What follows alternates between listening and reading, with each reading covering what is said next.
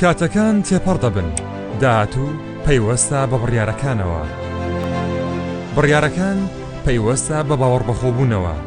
ئێمە بەردەوام دەبین بە دوای گەیشتن بە ئامانجەکانتان بۆ ئەوەی ببیتە خاوەن پیشە و بڕوانامەی شیاو، بەردەوامی بە خوێندنت بدا لە ئامادەیی پیشەی ماد کە بۆ یەکەم جار لە کوردستاندا دەمەزرێت. ماوەی خوێندن تێیدا 3 ساڵە.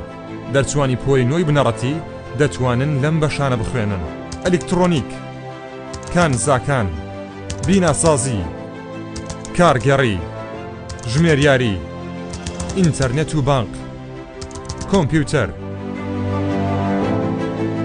هەروەها لە باشترین زانکۆیەکانی جیهان دەتوانی درێژە بە خوێندن بدەیت و بگەیت بە ئایندەیەکی ڕۆشن.